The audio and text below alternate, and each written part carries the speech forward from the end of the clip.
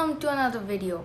In this video, we're going to be learning another part of British English. In this video, we're going to be talking about how to greet others properly in British English. So let's get started. Hello আসসালামু আলাইকুম, আশা করি সবাই ভালো আছেন। আজকে আমরা আরেকটা video করছি ব্রিটিশ ইংলিশ নিয়ে, এবং আজকে আমরা যেটা শিখবো সেটা হচ্ছে আসলে কেমনে মানুষকে গ্রিট করে, কেমনে কথা বলার আগে কেমনে ওদেরকে আগে বুঝাই দেওয়া যায়, মানে কেমনে ওদের সাথে ভালো করে ইন্টারঅ্যাক্ট করে কেমনে কথাটা স্টার্ট করতে হয় ভালো করে।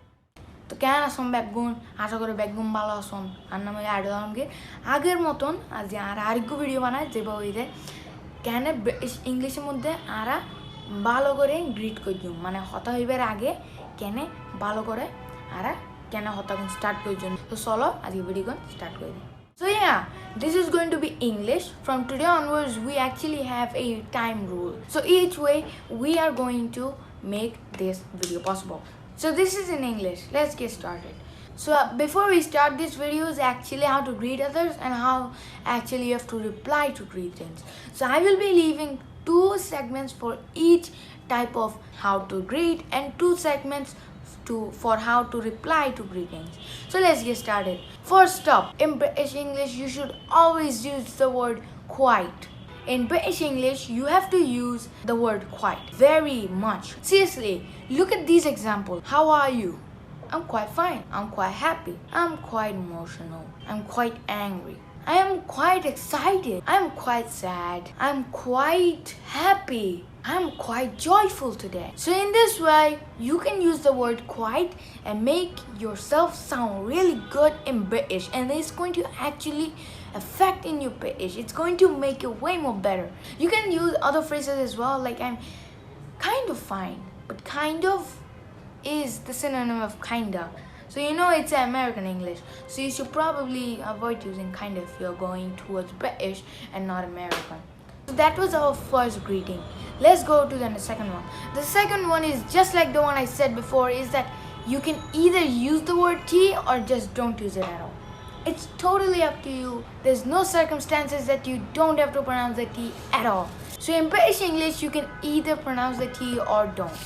It's totally up to you, and nobody really will judge you. Like suppose if you use British English and you're actually using the word T, like yeah, it was quite nice. I'm quite better. Yeah, British. You can do anything. It's up to you. But I myself personally prefer not using the T. If you want to go to the hard part but sound better in British, then you can use that. But we can either say water, or we can just don't pronounce the T and say water. Literally, it's that easy. So that was my second phrase. Now let's get into some of the repliments. In this reply, we are going to look at 2 phrases as well. Together we have 4 phrases to improve your greetings and your British in greetings. There you go. I said I pronounced T this time in British because just like I said, you can either pronounce T or never.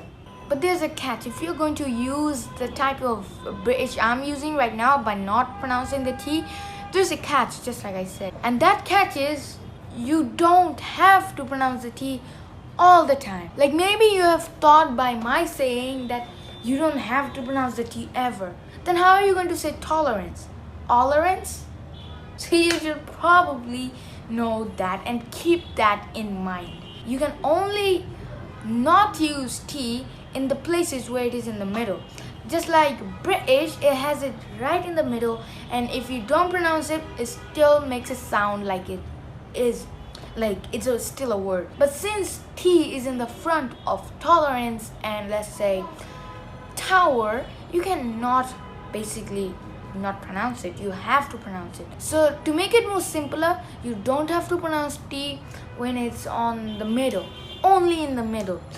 But when it's in the front of any word, or if it's the last letter of a word that is T, then you have to pronounce it. So yeah, now let's move on to some of the repliments you can also do when someone greets you. First repliment is that you should always return the favor. So one good example is when someone greets you, how are you? You would always say, I'm quite good, thank you. I'm quite good, thanks. You'd always want to use that thanks at the end. This would help you in various ways. First of all, which I like to say, is making more friends. And then acting good with them. So this is one of the best points in replyments, that you should always return the favor no matter who it is. Even if it's your enemy or it's your friend, it does not matter.